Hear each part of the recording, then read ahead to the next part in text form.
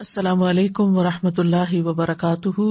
رب اشرح لی صدری ویسر لی امری واحلل عقدۃ من لسانی یفقہوا قولی. من کان یرید حرث الآخرۃ نزد لہ فی حرثہ ومن کان یرید حرث الدنیا نؤتہ منہا وما لہ فی الآخرۃ من نصیب. جو کوئی آخرت کی کھیتی چاہتا ہے ہم اس کے لیے اس کی کھیتی میں اضافہ کریں گے، اور جو کوئی دنیا کی کھیتی چاہتا ہے اسے ہم اس میں سے کچھ دے دیں گے، اور آخرت میں اس کے لیے کوئی حصہ نہیں. ہم سب جانتے ہیں کہ موت ایک اٹل حقیقت ہے. یہ بات ہم جانتے تو ہیں، لیکن اس کے باوجود ہم اسے سنجیدگی کے ساتھ نہیں لیتے کہ ہم نے مرنے کے بعد دوسری دنیا میں جانا ہے جہاں ہمارے اعمال کا حساب ہوگا. اس دنیا میں رہتے ہوئے ہم دنیا کے کاموں اور کامیابیوں کو ہی ترجیح دیتے ہیں. موت کے بعد یہ ساری صورتحال بدل جائے گی. انسان کو دنیا کے کسی کام اور کسی کامیابی سے کوئی دلچسپی نہ ہوگی. وہاں ایک ہی بات اس کے لیے نہایت اہم ہوگی کہ اللہ کی ناراضگی سے آج کیسے بچا جائے. اس بات کا پچھتاوا زیادہ ہوگا کہ میں نے آج کے اس دن کی تیاری کیوں نہ کی، یہاں کے لیے کچھ سامان کیوں نہ تیار کیا. دنیا کی زندگی میں بہت سے لوگ پریشانی کے وقت ساتھ کھڑے ہو جاتے ہیں، لیکن وہاں تنہا اکیلے ہی ساری صورتحال کا سامنا کرنا ہوگا. عقل مند وہ ہے جو آج کے دن میں کل کی تیاری کرے. جو کام بھی کرے اسے آخرت کو مد نظر رکھتے ہوئے کرے. آخرت کا چاہنے والا ہر کام آخرت کی نیت سے ہی کرے گا، اور دنیا کا پرستار دنیا ہی کے لیے، جبکہ یہ ایک حقیقت ہے کہ آخرت کا ثواب دنیا کے بدلے سے بہتر ہے. آئیے ہم اپنا جائزہ لیتے ہیں کہ ہماری بھاگ دوڑ کس مقصد کے لیے ہے، کس نیت کے ساتھ ہے. تو اس آیت میں جو سورۃ الشورى کی آیت نمبر 20 ہے، اللہ سبحانہ وتعالی ہمیں یہ بتا رہے ہیں کہ جو شخص اپنے عمل کے ذریعے آخرت کا ثواب چاہتا ہے وہ اللہ کے حقوق ادا کرتا ہے، وہ بندوں کے حقوق ادا کرتا ہے. تو ہم اس کے عمل کو قبول کر کے اس کو اس کا اجر بڑھا چڑھا کر دیتے ہیں. نیکی کا ثواب بڑھا کر 10 گنا کر دیتے ہیں، اور 10 گنا کے بعد جتنا چاہتے ہیں اضافہ کر دیتے ہیں. اور جو اپنے عمل، اپنی محنت، اپنی کوشش، ان سب چیزوں کے ذریعے سے صرف دنیا چاہتا ہو تو ہم اس کو صرف اتنا ہی دیتے ہیں جتنا ہم نے اس کے لیے تقدیر میں تقسیم کر دیا ہے. ملے گا وہی جو ہم نے لکھ دیا ہے، اور دوسری طرف آخرت میں اس کے لیے کوئی ثواب نہ ہوگا.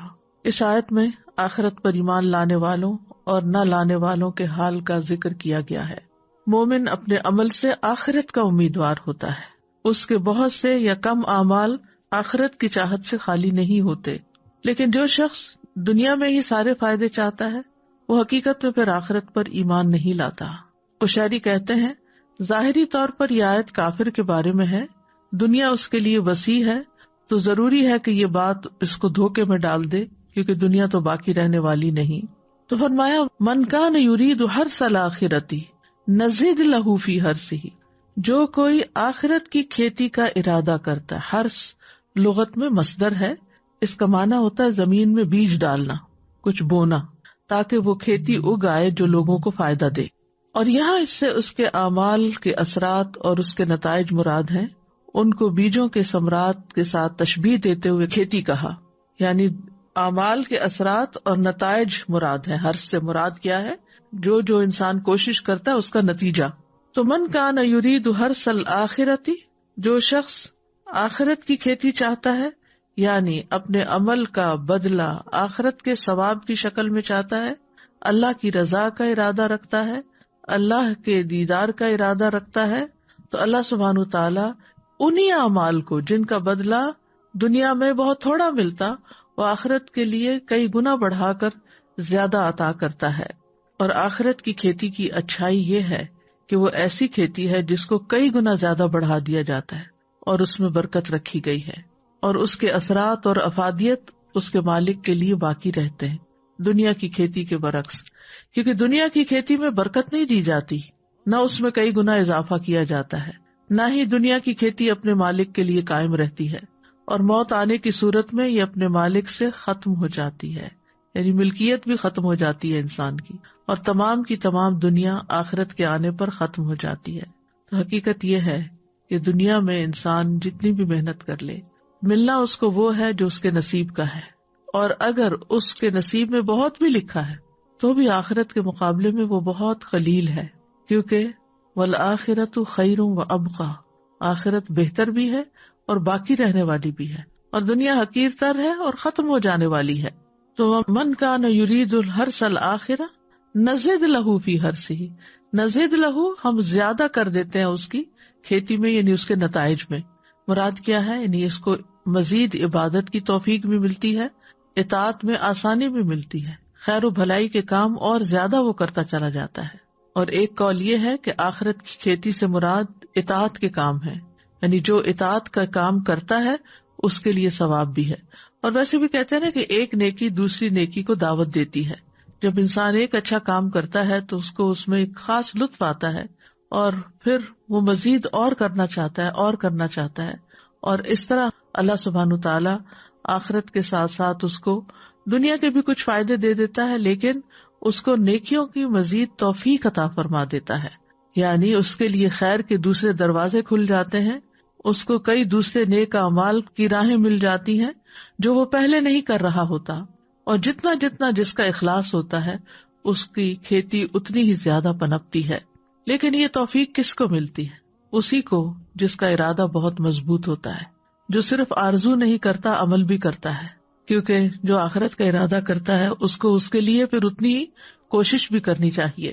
وَمَنْ كَانَ يُرِيدُ حَرْثَ الدُّنْيَا نُؤْتِهِ مِنْهَا، اور جو دنیا کی کھیتی چاہتا ہے، یعنی اپنی محنت کا نتیجہ دنیا میں پھلتے پھولتے دیکھنا چاہتا ہے، تو ہم اس کو بھی اس میں سے دے دیتے ہیں، لیکن دنیا میں جتنا ملے گا وہ دنیا کی حیثیت کے مطابق ہی ہوگا، یعنی جو دنیا میں اس کے نصیب میں لکھا گیا ہے وہ اس کو مل جاتا ہے، لیکن آخرت میں وہ خسارہ اٹھائے گا۔ اس کے برعکس جو آخرت کے لیے کوشش کرتا ہے اس کو دنیا پہ مل جاتی ہے، لیکن آخرت میں جو اس کا حصہ ہے وہ کئی گنا زیادہ ہو کر مل جاتا ہے۔ پھر اسی طرح اس کا یہ معنی بھی کیا گیا ہے کہ جو اپنے عمل کے ذریعے دنیا کی خواہشات کو حاصل کرنے کا ارادہ رکھتا ہے تو ہم اس کو اتنا ہی دے دیتے ہیں جتنا ہم نے اس کے لیے دنیا کے ساز و سامان اور زینتوں میں سے مقدر کیا ہوتا ہے، کیونکہ اس کی غرض و غایت اور مقصود صرف دنیا تھی، اس نے آخرت کے لیے کچھ نہیں کیا تھا، نہ آخرت کے ثواب کی امید لگائی تھی اور نہ ہی آخرت کے عقاب سے کوئی اسے ڈر ہوا تھا۔ قتادہ کہتے ہیں اس کا مطلب یہ ہے کہ ہم اس کو اتنی مقدار میں دیتے ہیں جتنا اللہ نے اس کے لیے تقسیم کیا ہوتا ہے، جیسا کہ اللہ تعالیٰ کا فرمان ہے عجلنا لہ فیہا ما نشاء لمن نرید، ہم اس کو اس میں سے جلدی دے دیں گے جو چاہیں گے اس کے لیے، نؤتیہ منہا، تو اس میں سے اس کو دے دیں گے، یعنی جو وہ طلب کرتا ہے، جو وہ چاہتا ہے اس میں سے کچھ اس کو یہاں مل جائے گا، لیکن جو آخرت چاہتا ہے تو وہ کلا نمد ہؤلاء وہؤلاء من عطاء ربک، ہم ہر ایک کی مدد کرتے ہیں، ان کی بھی اور ان کی بھی، دنیا کے چاہنے والے کی بھی اور آخرت کے چاہنے والے کی بھی۔ وما لہ فی الآخرۃ من نصیب، اور آخرت میں اس کا کوئی حصہ نہ ہوگا، یعنی جس طرح ایک اچھی نیت رکھنے والے مومن کو اپنے اعمال کا آخرت میں کئی گنا بڑھا چڑھا کر بدلہ ملے گا، اس شخص کو جس نے صرف دنیا کے لیے کام کیا، جس کے پاس ایمان نہیں تھا یا ایمان کا دعویٰ وہ کرتا تھا لیکن نیت ساری دنیا ہی کے فائدوں پر تھی، تو اس کو وہاں پر کچھ بھی نہیں ملے گا، کیونکہ نہ اس کی کوشش آخرت کے لیے نہ اس کی نیت آخرت کے لیے، اور اس طرح آخرت میں کوئی نصیب نہیں، یعنی اس کا جنت میں کوئی حصہ نہیں۔ آخرت میں محرومی کی وجہ کیا ہے؟ کیونکہ وہ آخرت کے لیے کام نہیں کرتا تھا۔ ایک اور جگہ پر آتا ہے وَقَدِمْنَا إِلَىٰ مَا عَمِلُوا مِنْ عَمَلٍ فَجَعَلْنَاهُ هَبَاءً مَنْثُورًا، اور ہم اس کی طرف آئیں گے اور جو انہوں نے کوئی بھی عمل کیا ہوگا تو اسے بکھرا ہوا غبار بنا دیں گے، یعنی وہ لوگ بھی جو دنیا چاہتے ہیں، محنت بھی کرتے ہیں، عمل کرتے ہیں، کھیتی باڑی کرتے ہیں، زراعت کرتے ہیں، لیکن وہ انہیں وہاں کوئی فائدہ نہ دے گی۔ کھیتی کی مثال دینے میں ایک حکمت بھی ہے، اس لفظ پر اگر آپ غور کریں تو آپ کو سمجھ آئے گی کہ کھیتی کرنے والا اپنی کھیتی میں اور کاشتکاری میں اور شجرکاری میں ہلکان ہو جاتا ہے، وہ نہ دن دیکھتا ہے نہ رات دیکھتا ہے، دن کے وقت سخت دھوپ میں کام کرتا ہے، راتوں کی نیند قربان کر کے سخت سردیوں میں رات کے وقت کھیتوں کو پانی لگا رہا ہوتا ہے۔ کیوں؟ اس لیے کہ اس کو اس کھیت سے غلے اور پھل کی توقع ہوتی ہے، امید ہوتی ہے کہ یہ کھیتی کچھ فائدہ لائے گی۔ تو چونکہ زمین میں ہل جوتنا کھیتی کرنے میں کمائی کے بنیادی اصول میں سے ہے، تو ہر کمانے کے لیے پھر یہ بطور استعارہ استعمال کیا گیا ہے۔ اسی سے ابن عمر کا فرمان ہے، آپ دنیا کی کھیتی اس طرح کریں گویا آپ نے ہمیشہ زندہ رہنا ہے، اور آخرت کے لیے اس طرح عمل کریں جیسے کل ہی آپ کو موت آنی ہے۔ یعنی اگر آپ ایک دن دنیا کی کھیتی نہیں کریں گے تو آپ کہیں گے کہ کل بھی وقت مل جائے گا، لیکن آخرت کے لیے فوری عمل کریں کیونکہ ہو سکتا ہے کل وقت نہ ملے۔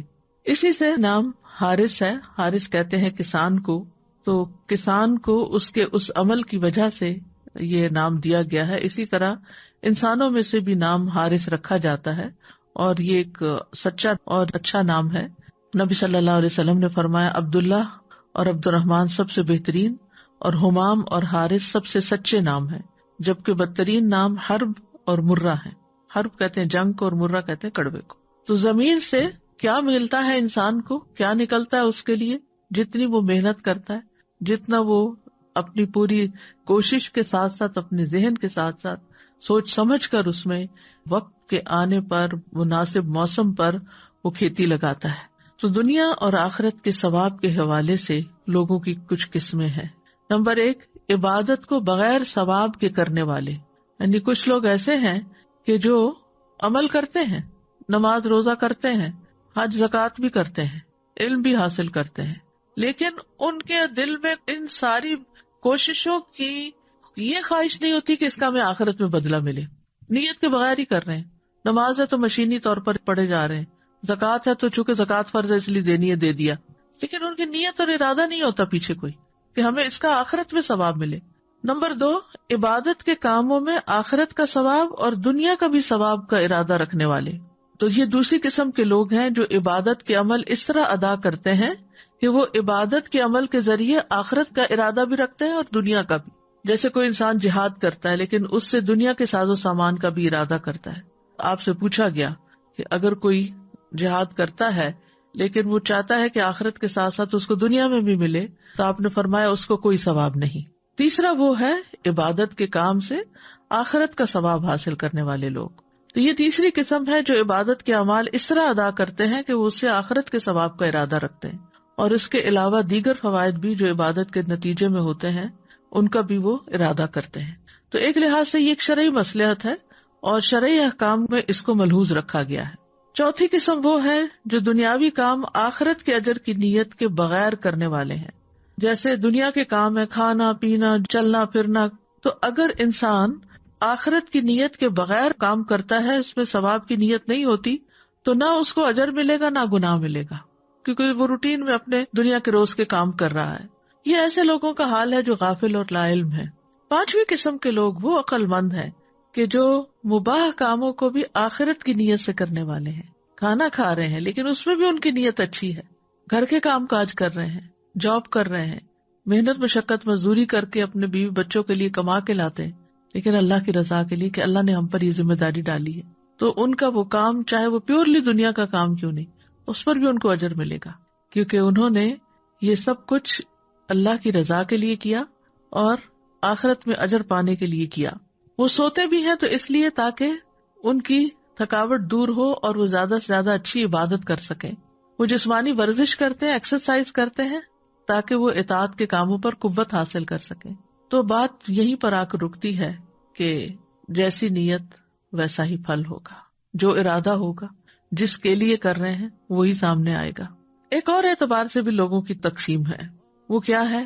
دنیاوی فائدوں کے حصول کے لیے نیک کام کرنے والے لوگ، یعنی بظاہر نیک کام کر رہے ہیں، مثلا تسبیح پڑھ رہے ہیں، ذکر کر رہے ہیں، لیکن مقصد کیا؟ دنیا میں کچھ مل جائے اس کا۔ نماز اس لیے پڑھ رہے ہیں تاکہ ان کی ایکسرسائز ہو جائے، روزہ اس لیے رکھ رہے ہیں کہ ڈائٹنگ ہو جائے، حج پہ اس لیے جا رہے ہیں کہ ہالیڈیز ہو جائیں، یا اس کے علاوہ بھی جو بھی وہ نیک کام کرتے ہیں اس کے پیچھے وہ دنیا کا کوئی فائدہ سوچ لیتے ہیں، چلو کر لیتے ہیں، نیک کام ہی ہے نا، تو اس کا یہ اور یہ اور یہ فائدہ ہو جائے گا۔ تو بہت سے لوگ اللہ کی رضا حاصل کرنے کے لیے نیک کام کرتے ہیں، جیسے نماز ہے، صدقہ ہے، صلہ رحمی ہے، احسان کرنا ہے، ظلم چھوڑ دینا، لیکن وہ ان کے ذریعے آخرت کا ثواب حاصل کرنے کی نیت نہیں کرتے، بلکہ اس کے بدلے میں چاہتے ہیں کہ اللہ اس کے مال کی حفاظت کرے۔ یعنی نماز کیوں پڑھتے ہیں؟ تاکہ اس کی دن بھر حفاظت رہے، یا یہ کہ ذکر اذکار تسبیحات کر کے کام شروع کریں تاکہ مال بڑھ جائے، برکت ہو بزنس میں، یا اس کے اہل و عیال کی حفاظت ہو۔ وہ اپنے عمل سے جنت کو پانے یا جہنم سے فرار حاصل کرنے کا کوئی ارادہ نہیں رکھتے. اس آدمی کو دنیا میں اس کا اجر و ثواب دے دیا جاتا ہے لیکن آخرت میں اس کا کوئی حصہ نہیں. اور یہ وہ قسم ہے جس کو ابن عباس رضی اللہ عنہ نے بیان کیا ہے. نمبر 2، ریاکاری کرنے والے. یہ پہلے سے بھی زیادہ سنگین اور زیادہ خوفناک ہے. یہ وہ قسم ہے جسے مجاہد رحمہ اللہ نے اس آیت میں بیان کیا ہے. وہ یہ ہے کہ ایک انسان نیک عمل کرتا ہے اور اس کی نیت آخرت کے ثواب کو طلب کرنا نہیں ہوتی، جیسا کہ یہ ہم نے آیت بیان کی اس کی طرف اشارہ، صرف ریاکاری کرنا مقصود ہوتی ہے. تیسرے وہ لوگ ہیں جو نیک اعمال کو دنیاوی غرض سے کرنے والے ہیں، یعنی نیک عمل کرتا ہے انسان اور اس سے مقصد اس کا کچھ مال حاصل کرنا ہوتا ہے. مثال کے طور پر حج کرتا ہے تاکہ کچھ مال کما سکے، دنیا حاصل کرنے کے لیے ہجرت کرتا ہے، یا وہ مال غنیمت حاصل کرنے کے لیے جہاد کرتا ہے. تو اس آیت کی تفسیر میں اس قسم کو بھی بیان کیا جاتا ہے. یعنی جیسے ایک انسان علم حاصل کرتا ہے تاکہ اپنے گھر والوں کو پڑھا سکے، یا وہ اس کے ذریعے کوئی لیڈرشپ کا رول ادا کر سکے، یا قرآن سیکھتا ہے تاکہ وہ کسی مسجد میں کام کر کے نماز پڑھا کے کوئی جاب کر سکے. تو یہ وہ لوگ ہیں جو نیک اعمال کو دنیاوی غرض سے کرتے ہیں. تجوید اس لیے سیکھ رہے ہیں تاکہ اس کے ذریعے مال کما سکے. چوتھا وہ شخص ہوتا ہے جو ایمان سے محروم ہوتا ہے، یعنی ویسے ایمان نہیں ہے، کام اچھے کر رہے ہیں لیکن مسلمان نہیں ہے، تو ان کا بھی اجر کچھ نہیں ملے گا، کیونکہ قرآن مجید میں آتا ہے انما یتقبل اللہ من المتقین، اللہ متقی لوگوں سے ہی قبول کرتا ہے. تب ہمیں سوچنا چاہیے کہ ہم کیا چاہتے ہیں. مثلا ہم اگر اس وقت یہ لیکچر سن رہے ہیں تو کس نیت سے سن رہے ہیں، پڑھا رہے ہیں تو کس نیت سے پڑھا رہے ہیں، سیکھ رہے ہیں تو کس نیت سے سیکھ رہے ہیں، کیونکہ اللہ کے پاس دونوں بدلے ہیں، دنیا بھی ہے آخرت بھی ہے، دونوں کا مالک وہی ہے. ہم کیا چاہتے ہیں یہ اس پہ ڈیپینڈ کرتا ہے کہ ہمارا ارادہ کیا ہے. سورۃ النساء میں آتا ہے من کان یرید ثواب الدنیا فعند اللہ ثواب الدنیا والآخرہ وکان اللہ سمیعا بصیرا. جو شخص دنیا کا بدلہ چاہتا ہو تو اللہ ہی کے پاس دنیا اور آخرت کا بدلہ ہے، اور اللہ ہمیشہ سے سب کچھ سننے والا اور سب کچھ دیکھنے والا ہے. اسی طرح ایک اور جگہ سے پتہ چلتا ہے کہ دنیا چاہنے والے کو دنیا اور آخرت کے طلبگار کو آخرت ملے گی. سورۃ بنی اسرائیل میں ہے من کان یرید العاجلۃ عجلنا له فیہا ما نشاء لمن نرید ثم جعلنا له جہنم یصلاها مذموما مدحورا ومن اراد الآخرۃ وسعى لها سعیها وهو مؤمن فاولئک کان سعیهم مشکورا.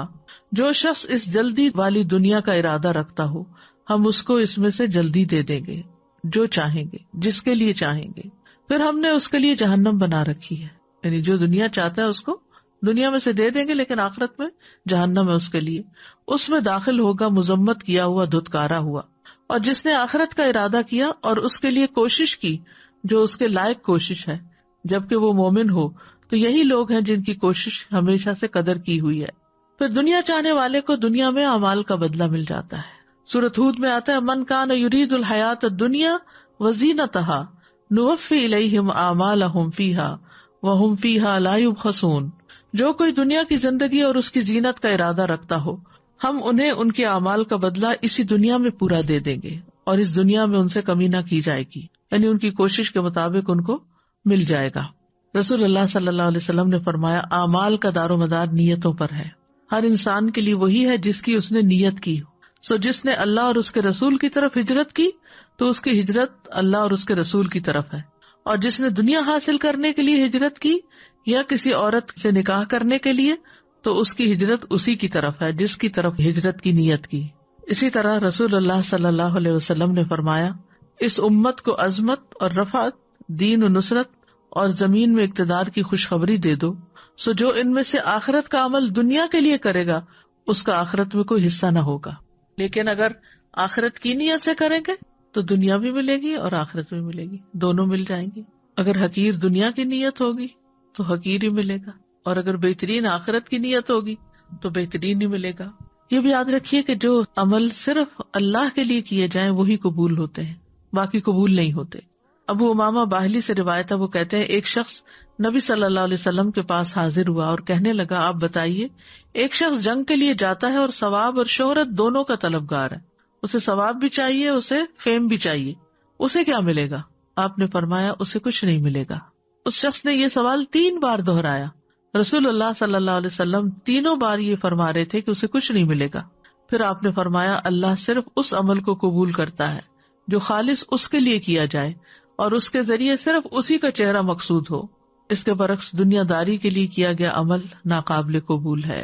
رسول اللہ صلی اللہ علیہ وسلم نے فرمایا، بے شک اللہ تعالیٰ فرماتا ہے میں سب شریکوں سے بہترین ہوں، پس جس نے کسی کو میرے عمل میں شریک کیا تو وہ عمل اسی شریک کے لیے، یعنی میں نہیں لوں گا وہ. اے لوگوں، اپنے اعمال کو اللہ کے لیے خالص کرو، کیونکہ اللہ عز و جل خالص عمل کو ہی قبول کرتا ہے. اور یہ مت کہو کہ یہ چیز اللہ اور رشتہ دار کے لیے ہے، کیونکہ جو چیز رشتے کی خاطر کسی کو دی جاتی ہے تو وہ رشتے ہی کے لیے، اللہ کا اس میں کچھ حصہ نہیں. اور نہ یہ کہو کہ یہ چیز اللہ کے لیے اور تمہارے لیے، پس وہ تمہارے ہی لیے ہوگی، اللہ کے لیے اس میں کچھ نہیں ہوگا. مطلب کیا اس کا کہ اگر انسان کہے کہ میں تمہاری خوشی کے لیے یہ کر رہا ہوں اور اللہ کی خوشی کے لیے بھی کر رہا ہوں، تو بندے کی خوشی اگر اس کا دل چاہتا ہو تو ہو جائے گا، لیکن اس کام میں پھر اللہ کی خوشی نہیں. جو کام اللہ کی خوشی کے لیے بس وہ اللہ ہی کی رضا کے لیے دل میں انسان کی نیت ہونی چاہیے. لیکن یہ ہے کہ جب آپ اللہ کو راضی کرنے کے لیے بندوں کے ساتھ احسان کرتے ہیں تو بندے واقعی راضی ہو جاتے ہیں. لیکن اگر آپ اللہ کو بلا کر صرف بندوں کو راضی کرنے کے پیچھے چل پڑتے ہیں تو بعض اوقات بندے بھی راضی نہیں ہوتے اور اللہ تو ویسے ہی راضی نہیں. اسی طرح ایک ہی عمل مختلف نیتوں کی بنا پر قبول یا رد ہو جاتا ہے. رسول اللہ صلی اللہ علیہ وسلم نے فرمایا، گھوڑے 3 قسم کے ہیں، یہ ایک آدمی کے لیے باعث اجر ہیں، ایک آدمی کے لیے پردہ پوشی کا باعث ہے، اور ایک کے لیے بوجھ اور گناہ کا سبب ہے. وہ گھوڑے جو اس کے مالک کے لیے اجر کا سبب ہیں تو ان کا مالک وہ آدمی ہے جو انہیں اللہ کے راستے میں پالتا ہے، اچھی نیت سے تیار کرتا ہے. تو یہ گھوڑے کوئی چیز اپنی پیٹ میں نہیں ڈالتے مگر اللہ اس کی وجہ سے اس کے لیے اجر لکھ لیتا ہے. جیسے آپ اللہ کے راستے میں اپنی گاڑی لے جا رہے ہیں اور اس میں پیٹرول ڈلواتے ہیں صرف اس لیے کہ اللہ کی رضا ہو، اس کو بوجھ نہیں سمجھتے، تو وہ اللہ ہی کے لیے ہے. لیکن اس کے برعکس اگر دنیا کے مقاصد ہیں تو پھر دنیا کے لیے، اور اگر انہیں وہ چراگاہ میں چراتا ہے تو وہ کوئی چیز بھی نہیں کھاتے مگر اللہ اس کے لیے ان کے لیے اجر لکھ لیتا ہے.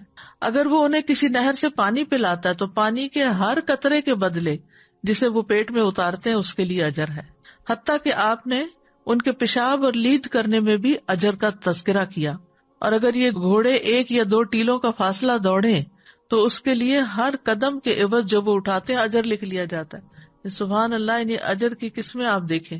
ایک گھوڑا جو اللہ کے راستے میں آپ نے دیا، پھر وہ کھائے، وہ پیے، وہ پیشاب کرے، وہ چلے دوڑے، وہ کچھ بھی کرے، وہ ایک قطرہ بھی پانی پیے تو وہ پانی پلانے کا بھی اجر آپ کو مل رہا ہے. پانی وہ پی رہا ہے، اجر آپ کو مل رہا ہے. دانا وہ کھا رہا ہے، اجر آپ کو مل رہا ہے. دوڑ وہ رہا ہے، تھک وہ رہا ہے، اجر آپ کو مل رہا ہے. یعنی اس کے ریشے ریشے کے ساتھ آپ کے لیے اجر لگ جاتا ہے. اور اس سے پتہ چلتا ہے کہ اچھی نیت کی برکت کتنی زیادہ ہوتی ہے. اور وہ انسان جس کے لیے باعث پردہ ہے تو یہ وہ آدمی ہے جو انہیں عزت اور شرف اور زینت کے طور پہ رکھتا ہے، اور تنگی آسانی ہر حال میں ان کی پشتوں اور ان کی پیٹھوں کا حق نہیں بھولتا، یعنی ان کا خیال رکھتا ہے. اس کے لیے بھی کچھ نہ کچھ اجر ہوگا. رہا وہ آدمی جس کے لیے وہ بوجھ ہے تو وہ شخص ہے جو انہیں ناشکری کے طور پر غرور اور تکبر کرنے اور لوگوں کو دکھانے کے لیے رکھتا ہے. تو یہ وہی ہے جس کے لیے یہ گھوڑے بوجھ کا باعث ہے. تو اس سے یہ پتہ چلتا ہے کہ نیت کی خرابی کی وجہ سے بڑے سے بڑے اعمال حقیر ہو جاتے ہیں. نیت کا وبال دجال سے زیادہ خطرناک ہے. ابو سعید سے روایت ہے، وہ کہتے ہیں کہ رسول اللہ صلی اللہ علیہ وسلم ہمارے پاس تشریف لائے. ہم مسیح دجال کا ذکر کر رہے تھے تو آپ نے فرمایا، کیا میں تمہیں ایسی چیز نہ بتاؤں جو میرے نزدیک تمہارے لیے مسیح دجال سے بھی زیادہ خطرناک ہے؟ ہم نے کہا کیوں نہیں؟ تو آپ نے فرمایا، شرک خفی، چھپا ہوا شرک. یہ وہ ہے کہ آدمی نماز پڑھنے کے لیے کھڑا ہوتا ہے، جب اسے معلوم ہوتا ہے کہ کوئی اسے دیکھ رہا ہے تو وہ اپنی نماز کو خوبصورت بناتا ہے.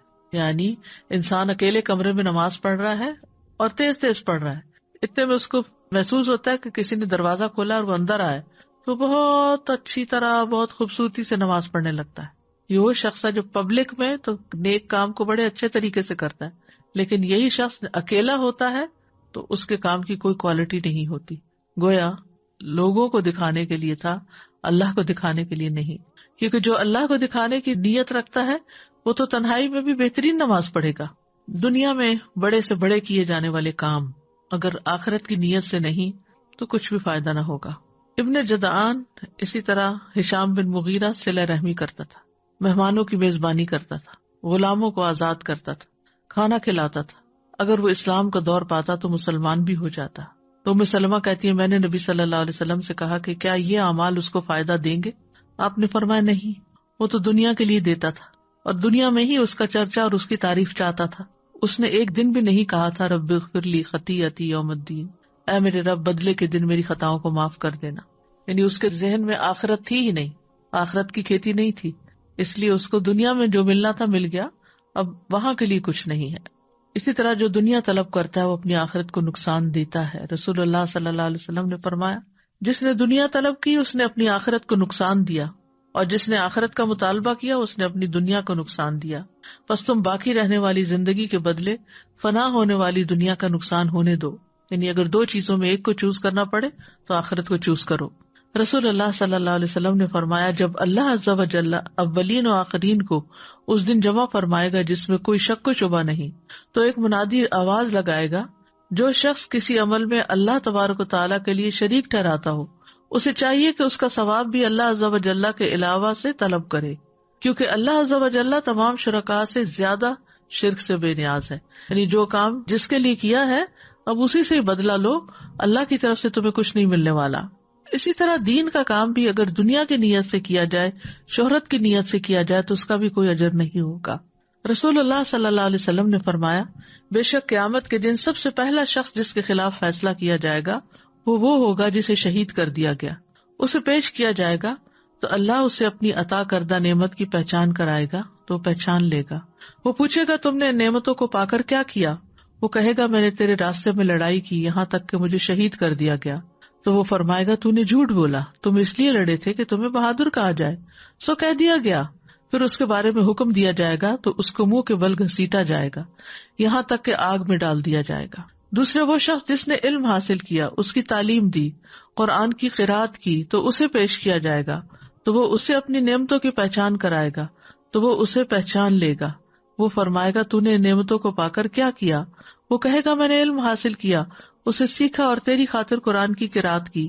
اللہ تعالیٰ فرمائے گا تو نے جھوٹ بولا، تو نے تو علم اس لیے حاصل کیا تھا کہ تجھے عالم کہا جائے، اور تو نے قرآن اس لیے پڑھا کہ کہا جائے کہ یہ قاری ہے، سو وہ تو کہہ دیا گیا.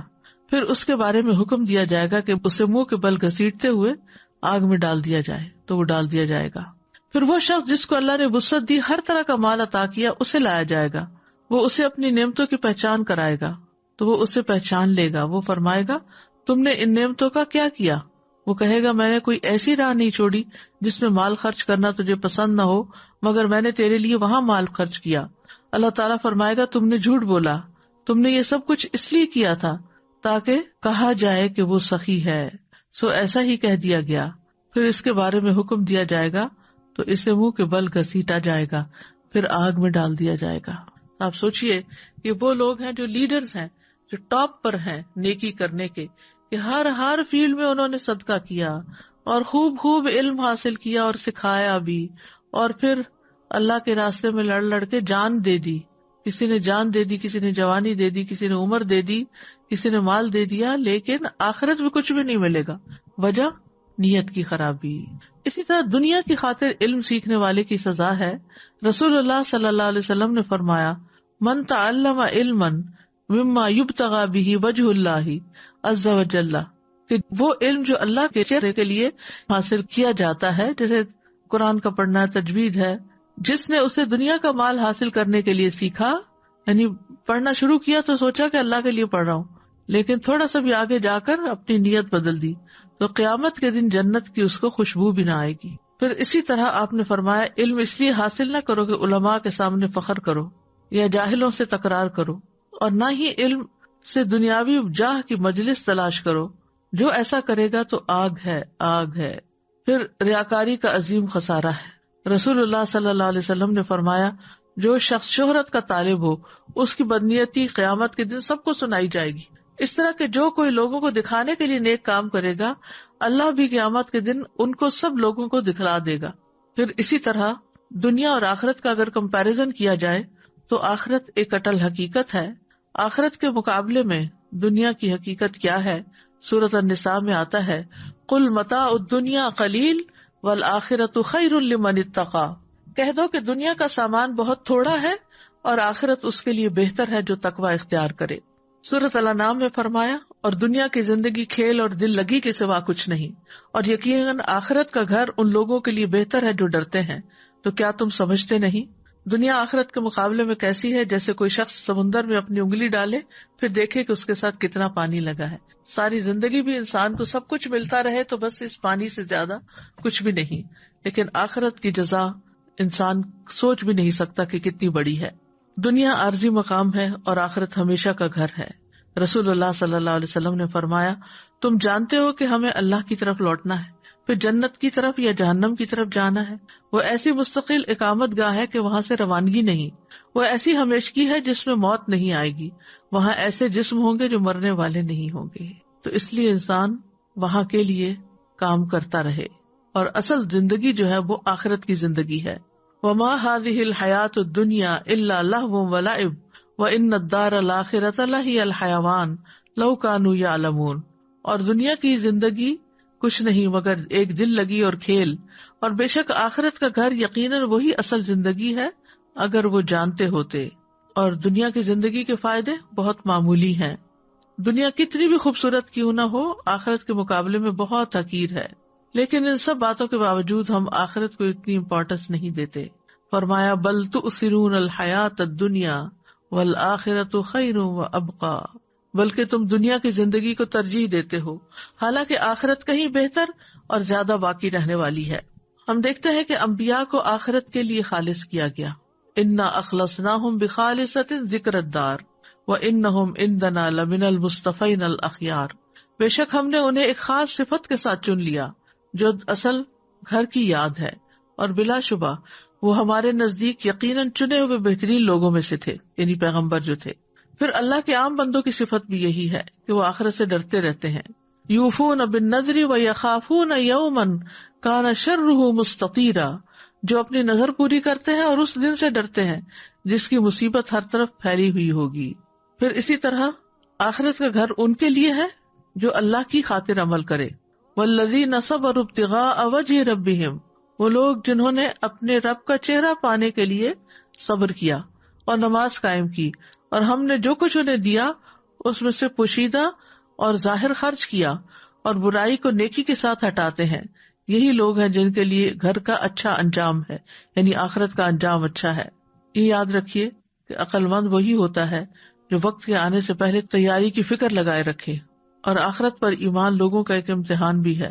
آخرت پر ایمان نہ ہونے کا نقصان کیا ہے کہ انسان سیدھے راستے سے دور ہو جاتا ہے، قرآن سمجھ میں نہیں آتا، اعمال ضائع ہو جاتے ہیں، قیامت کے دن سخت نقصان اٹھاتا ہے انسان، قیامت کے دن نیکیوں کا کوئی فائدہ نہ ہوگا۔ پھر دنیا کی حرص کی مذمت بھی کی گئی ہے قرآن و حدیث میں۔ ابن عباس کہتے ہیں کہ اللہ نے دنیا کو 3 اجزاء میں تقسیم کیا ہے، ایک حصہ مومن کے لیے، ایک حصہ منافق کے لیے، اور ایک حصہ کافر کے لیے۔ مومن آخرت کے لیے زیادہ راہ لیتا ہے یہاں، اور منافق دنیا کی زینت اختیار کرتا ہے، اور کافر خوب عیش کرتا ہے، یعنی دنیا میں یہ ہوتا ہے۔ اسی طرح دنیا کا حقیر بندہ بننے کی بھی مذمت کی گئی ہے۔ نبی صلی اللہ علیہ وسلم نے فرمایا، ہلاک ہوا درہم کا بندہ، ہلاک ہوا دینار کا بندہ، ہلاک ہوا منقش چادر کا بندہ، اگر اسے مل جائے تو راضی، نہ ملے تو ناراض، اللہ کرے یہ ہلاک ہو جائے، سر نگوں ہو کر گر پڑے، اگر اسے کانٹا چبھے تو کوئی نہ نکالے۔ یہ نبی صلی اللہ علیہ وسلم کی بد دعا ہے ایک طرح سے اس شخص کے لیے کہ جو ہر کام صرف دنیا کے فائدے کے لیے کرتا ہے۔ آخرت چاہنے والے دنیا کو ایک ضرورت سمجھتے ہیں، دنیا سے محبت نہیں کرتے۔ دنیا اور آخرت میں سے ایک کو راضی کرنا ہوتا ہے۔ علی رضی اللہ عنہ کہتے ہیں، دنیا اور آخرت آپس میں 2 سوتنے ہیں، آپ جتنا ایک کو راضی کریں گے دوسری آپ سے اتنی ہی ناراض ہو جائے گی۔ دنیا کس لیے ہے؟ تاکہ ہم اپنی آخرت کمائیں، اس لیے ہم اپنے آپ کو آخرت کے کاموں میں مشغول کر لیں اور دنیا کو امانت سمجھتے ہوئے زندگی گزاریں۔ حسن کہتے ہیں، اللہ ان لوگوں پر رحم کرے جن کے نزدیک دنیا ایک امانت تھی اور انہوں نے اس امانت کو، اس ہستی کو ادا کر دیا جس نے ان کو اس دنیا پر امانت دار بنایا تھا، پھر وہ ہلکے پھلکے ہو کر چل دیے۔ ابو سلیمان کہتے ہیں، دنیا کی خواہشات سے صبر صرف وہی کر سکتا ہے جس کے دل میں وہ چیز ہو جو اسے آخرت کے ساتھ مشغول کر دے، لہذا صرف ضرورت کی دنیا رکھنی چاہیے۔ سفیان کہتے ہیں، دنیا میں سے اپنے جسم کے لیے لے لو اور آخرت میں سے اپنے دل کے لیے لے لو۔ سفیان ثوری کہتے ہیں، دنیا میں بے رغبتی لوگوں سے بے رغبتی اختیار کرنا ہے، اور سب سے پہلے اپنے نفس کے متعلق زہد اختیار کرو. دنیا کے ساتھ ساتھ آخرت کی بھلائی کے لیے دعا کرنی چاہیے. ربنا آتنا فی الدنیا حسنۃ وفی الآخرۃ حسنۃ وقنا عذاب النار. پھر عافیت کا سوال کرنا چاہیے. اللہم انی اسألک العافیۃ فی الدنیا والآخرہ اللہم انک عفو تحب العفو فاعف عنا. قیامت کے دن کی رسوائی سے پناہ مانگنی چاہیے. اللہم لا تخزنی یوم القیامہ. قیامت کے دن کی تنگی سے پناہ مانگنی چاہیے. اللہم انی اعوذ بک من ضیق الدنیا وضیق یوم القیامہ. کرنے کے کام یہ ہے کہ نمبر 1 ہر کام اللہ کی رضا حاصل کرنے کی نیت سے کریں الا ابتغاء وجہ ربہ الاعلی. دوسرا یہ کہ ہر کام رب العالمین کے لیے ہو. قل ان صلاتي ونسکی ومحیای ومماتی للہ رب العالمین. کہہ دیجیے بے شک میری نماز، میری قربانی، میری زندگی اور